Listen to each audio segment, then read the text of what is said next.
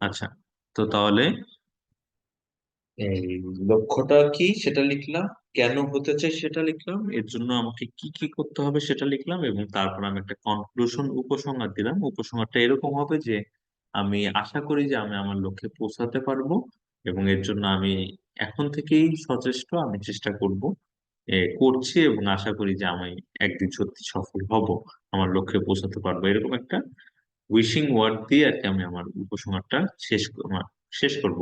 তাহলে দেখা যাচ্ছে যে চারটা প্যারাগ্রাফ হচ্ছে, যেহেতু এটা ব্যক্তিগত রচনা, এখানে কখনোই প্যারা বেশি হয় না, আসলে ব্যক্তিগত রচনাগুলোতে বেশি প্যারা করা যায় না। তো এইভাবে করে এই উত্তরটা হয়ে যেতে পারে, সুন্দর একটা উত্তর। 200 শব্দে 200 ওয়ার্ডের ভিতরে লিখতে হবে। এটা লিখে ফেলা যাবে, আসলে অসম্ভব কোনো ব্যাপার না।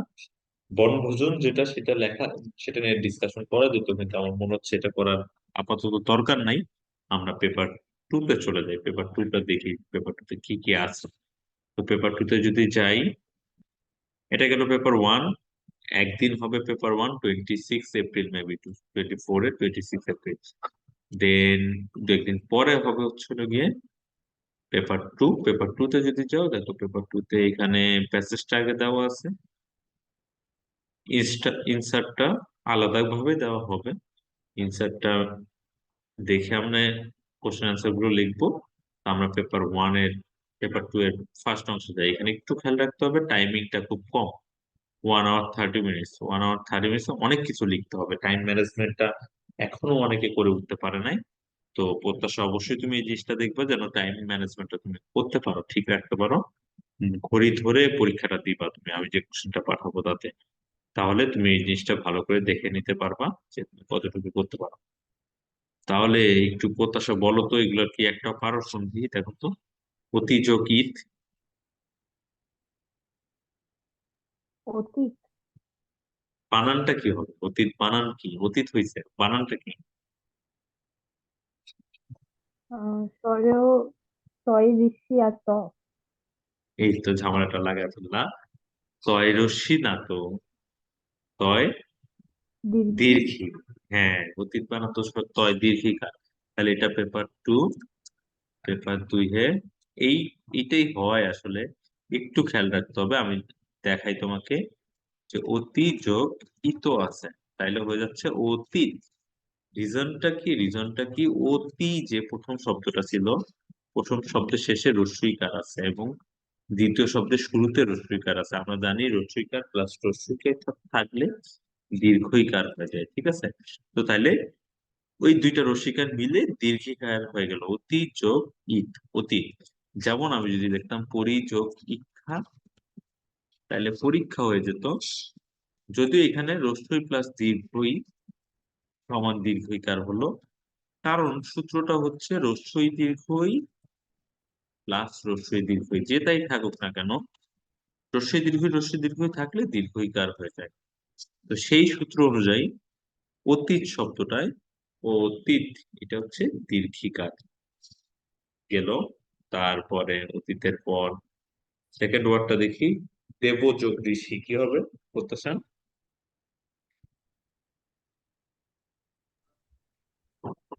দেব যোগ ঋষি মনে আছে? মনে নাই? আচ্ছা, দিক যোগ অন্ত, 3 নম্বরটা। দেবশ্রী। হ্যাঁ, পারলে বলো। দেব যোগ ঋষি দেবশ্রী। বানান। তাই বানান তো জানি না। দিক যোগ অন্ত, 3 নম্বরটা বলো, দিক যোগ অন্ত। দিগন্ত। হ্যাঁ, দিগন্ত বানানে কি হবে, এটা তো করা উচিত। দয় ঋষি গ, আর হচ্ছে নয় ত। হ্যাঁ, এটা ঠিক আছে। গ হবে, এখানে ক প্লাস অ আছে, কিন্তু এখানে গ হয়ে যাবে। আচ্ছা, উদ যোগ হ্যাঁ। নয়ন, 4 নম্বরটা, উদ যোগ নয়ন। যেমন আমি দেখাইছিলাম, উদ যোগ নয়ন খুব কমন একটা ওয়ার্ড, একটু আগে বলে আসলাম। উদ যোগ নয়ন, মাথায় কি আসতেছে বলো, যে মাথায় যেটা আসতেছে সেটাই বলো। উদ, উন্নয়ন। উন্নয়ন, উন্নয়ন, উন্নয়ন না উন্নয়ন জাস্ট। উন্নয়ন। হ্যাঁ, আর নি যোগ তেজ। নিস্তেজ। এখন সেটা কি দন্ত স না তালব্য শ?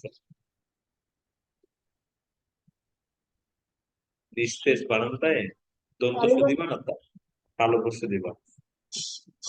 তালব্য শ দিবা? তালিবাস। না, দন্ত স। ঠিক আছে। আচ্ছা, তাহলে আমি এগুলো লিখে ফেলি একটু, দেখো। দেবজ কৃষি। দেবজ কৃষি বানানটাই তো আসল, বানানটাই তো পারতে হবে। দেবজ কৃষি, দেবর্ষি। ঠিক আছে। এখানে দেব, একটা অ আছে লাস্টে, দেখা যাচ্ছে না কিন্তু একটা অদৃশ্য অ আছে। আর এখানে রি আছে। তো সূত্রটা হচ্ছে স্বরে অ প্লাস রি যদি থাকে তাহলে অর হয়ে যায়। আমি যখন দেবর্ষি বলতেছি, এখানে আসলে দেবর্ষি এইটা হয়েছে। ঠিক আছে। এরকম একটা কিছু হয়েছে। তো এই অর্কটা, এই রটা রেফ হয়ে গেছে, আর এই মাঝখানে অ লেখা লাগে না, এটা চলে গেছে, তাহলে দেবর্ষি হয়ে গেছে। ঠিক আছে। দেবজ ঋষি দেবর্ষি, ঠিক এরকম ভাবে অনেকগুলো আছে। সপ্ত যোগ ঋষি, সপ্তর্ষি, তারপরে হচ্ছে ধরো রাজা যোগ ঋষি, রাজর্ষি, মহাযোগ ঋষি, মহর্ষি। কারণ সূত্রটা হচ্ছে স্বরে অ অথবা স্বরে আ প্লাস রি থাকলে অর হয়। এই কারণে মহাযোগ ঋষিতেও মহর্ষি হয়েছে, আবার সপ্তযোগ ঋষিতেও সপ্তর্ষি হয়েছে। কেটে গেল। তুমি দিক যোগ অন্ত এটা পেরেছিলাম। দিক যোগ অন্ত, এটা হয়ে গেছে দিগন্ত। কারণ হচ্ছে সূত্রটা হচ্ছে ক, লাভিকি আছেন, আছে আছি। ক চ ট ত প প্লাস স্বরধ্বনি যদি থাকে, সরি, থাকলে ক বদলে গ, চ বদলে বর্গীয় চ, ট বদলে ধ অথবা ধয় শূন্য র, ত বদলে ড, এবং ক বদলে ব হয়। ঠিক আছে। এটা হচ্ছে একটা রুলস। এই রুলস এর কারণে দিক যোগ অন্ত দিগন্ত হয়ে গেছে। যদি লিখতাম বাক যোগ অর্থ, তাইলে বাগর্থ হয়ে যেত। কারণ ক আর অ আছে, বাগর্থ হয়ে যেত। এরকম যদি লিখি সৎ যোগ উপায়, যদি লিখি তখন হয়ে যায় সদুপায়। দয় রস্য হয়ে গেছে, কারণ খণ্ড ত মানে ত প্লাস স্বরধ্বনি আছে, তাই ত বদলে দ হয়ে গেছে। যদি লিখতাম সুপ যোগ অন্ত, সুপ লিখছি কিন্তু হয়ে যেত সুবন্ত। ঠিক আছে। পটা ব হয়ে গেল। এরকম ভাবে এই সূত্র অনুযায়ী এই শব্দগুলো হয়েছে।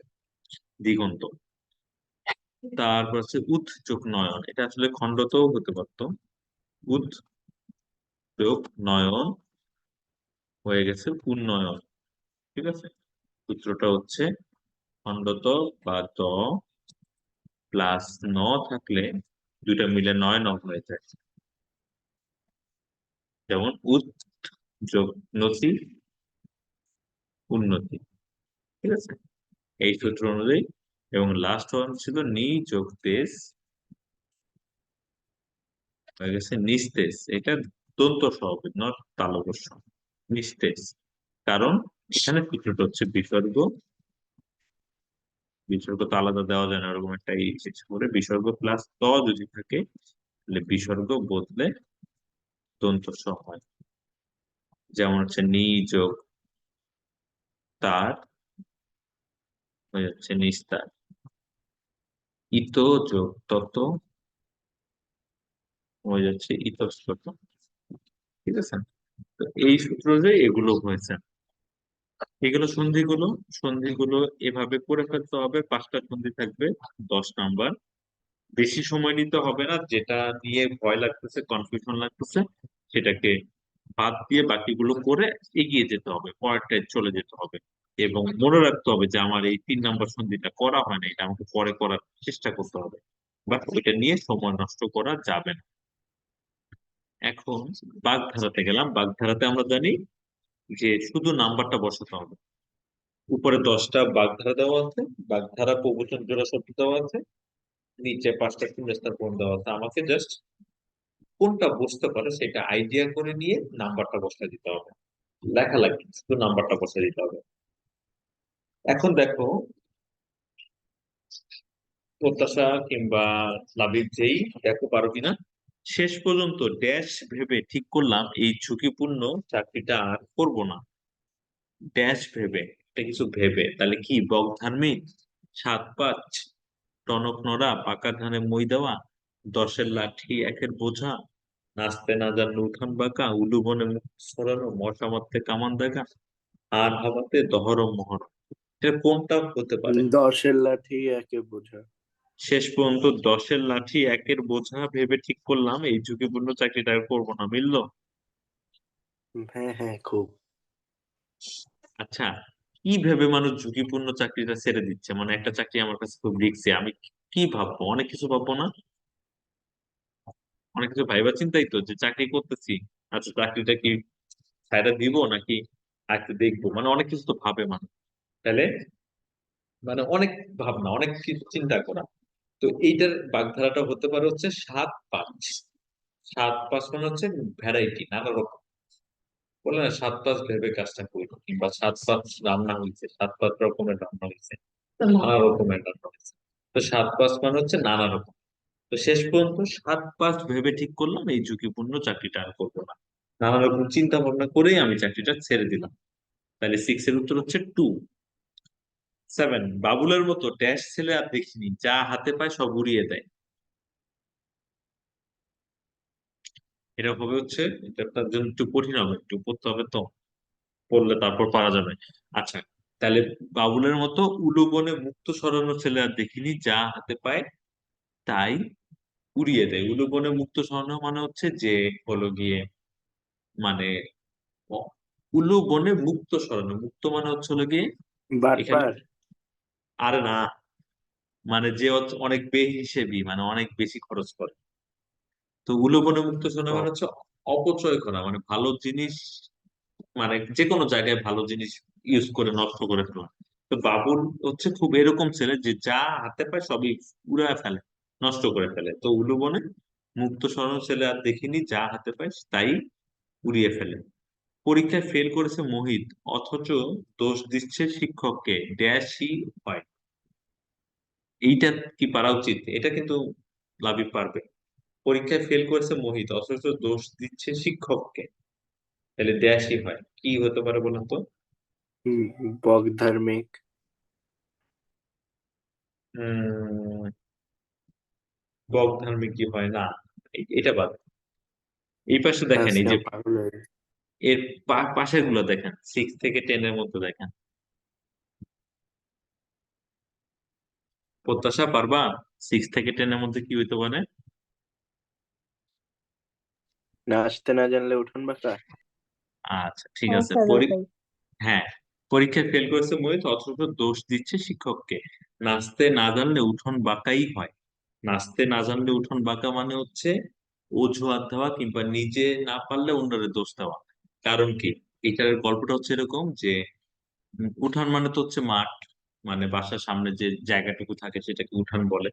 তো নাচতে না জানলে উঠান বাঁকা। তো আগের দিনে গ্রামের বাড়িতে ধরো যে কোনো অনুষ্ঠান হলেই একটা মানুষ নাচতো, নাচে উঠানে নাচানাচির অনুষ্ঠান হতো। তো এখন ধরো যে নাচতে পারে না, তো সে তো কখনো বলবে না যে আমি নাচতে পারি না। সে বলতো আরে আমি উঠানে দাঁড়াইছিলাম, তো ওই উঠানটা তো ওইখানে বাঁকা তারা ছিল, তো বাঁকা তারা জায়গায় আমি নাচবো কি হবে, তাই আমি নাচতে পারিনি। মানে সে একটা এক্সকিউজ দিয়ে দিল, অজুহাত দিয়ে দিল। তো সেইখান থেকে এই কথাটা এসেছে যে নাচতে না জানলে উঠান বাঁকা। তাহলে পরীক্ষায় ফেল করেছে মোহিত, অথচ দোষ দিচ্ছে শিক্ষককে। নাচতে না জানলে উঠোন বাঁকাই হয়। এটা হচ্ছে এখানে কথাটা হবে। 9 নাম্বার, তুমি আমার সঙ্গে অযথা দুর্ব্যবহার করছো কেন? আমি কি তোমার ড্যাশ দিয়েছি? তুমি আমার সঙ্গে অযথা দুর্ব্যবহার করছো কেন, মানে দুর্ব্যবহার মানে খারাপ ব্যবহার। তুমি আমার সাথে খারাপ ব্যবহার কেন করতেছো? আমি কি তোমার, সাধারণ। হ্যাঁ, পাকা ধানে মই দিয়েছি। পাকা ধানে বই দেওয়া মানে হচ্ছে বেশি বড় ক্ষতি করা। আমি তোমার কোনো বড় ক্ষতি করেছি যে তুমি আমার সাথে দুর্ব্যবহার করতেছো? তো পাকা ধানে মই দেওয়া মানে হচ্ছে দুর্ভাব, বড় ক্ষতি করা। সামান্য এই কাজের জন্য এত বেশি লোক লাগিয়েছে, এর যে দেখছি একেবারে ড্যাশ। সামান্য এই কাজের জন্য এত বড়, এত বেশি লোক মশা লাগানো। মারতে মশামাতে কামান কামান দাগা। বা আমার দুজনে বলে হচ্ছে, থ্যাংক ইউ, ঠিক আছে। তো মানে মশা মারতে কামান দাগা মানে হচ্ছে, ছুটি দেন, ছুটি দেন। আচ্ছা দিয়ে দিচ্ছি দিচ্ছি দিচ্ছি। তো মশা মারতে কামান দাগা মানে হচ্ছে হলো গিয়ে ছোট্ট ছোট্ট একটা কাজের জন্য বিরাট আয়োজন। ঠিক আছে, এখন যদিও মশা মারাটা অনেক কঠিন কাজ। তো গেল, আচ্ছা আজকে আর কন্টিনিউ করবো না, আজকে একটু বেশি কন্টিনিউ করে ফেললাম। একটু যান না, এখন একটু ওয়েট করেন। তো এখানে আমরা বাগধারাগুলো দেখলাম, দেখো। আমরা যখন বাগধারা করব, লাবিবের শোনো, প্রত্যাশা শোনো। প্রত্যাশা যদিও সময় কম, লাবিবের বেশি। তো এই যে বাগধারা যে 10টা ছিল, এই আপনার কে 10টার, বলছে আমার সময় বেশি? আপনি তো 25-এ দিবেন, আর ওই যে আরেকজন যিনি আছেন উনি 24-এ দিবেন। আমার তো ক্যান্সার। কি উল্টা পাল্টা কথা কম বলেন। ক্যান্সার কেন, ক্যান্সার না, বলেন ইয়েস স্যার। ঠিক আছে। আচ্ছা শোনো। না তো না। দাঁড়ো দাঁড়ো ওয়েট। তো তাহলে এই 10টার ভিতরে হচ্ছে হলো গিয়ে 10টার অর্থই আমরা পড়বো, কিন্তু পরীক্ষা দেওয়ার সময় আমরা 10টা অর্থ খুঁজবো না, আমরা করা শুরু করে দিব। করতে করতে দেখবো এই পড়তে নিলেই বোঝা যায় যে এটা কি হতে পারে, আর না এটা হতে পারে না। এমনি করেও দেখা যায় অনেক সময় আমরা পেরে যাই। তো 10টার উত্তরই আমার পরীক্ষার সময় চিন্তা করে বের করার দরকার নেই, বাট প্রিপারেশনের সময় আমরা 10টার উত্তরই আমরা করব। তো যাই হোক, আজকে আর টানবো না, একটু দাঁড়াও। একটু বলি, এই যে বাক্য রূপান্তর, এখান থেকে আমরা কালকে শুরু করব। আমরা এই পেপারটা কালকের মধ্যে শেষ করব, যদি এমন হয় অবশ্যই। কালকে আবার এ, কি করবেন? কালকে শনিবার নাই যে এখানে বাকিটুকু শেষ করব কালকে ক্যাডেট 23। কলেজের প্রোগ্রাম আছে, আমি আসতে পারবো, আমি আসতে পারবো না। ওয়েট, দাঁড়ান। বলেন।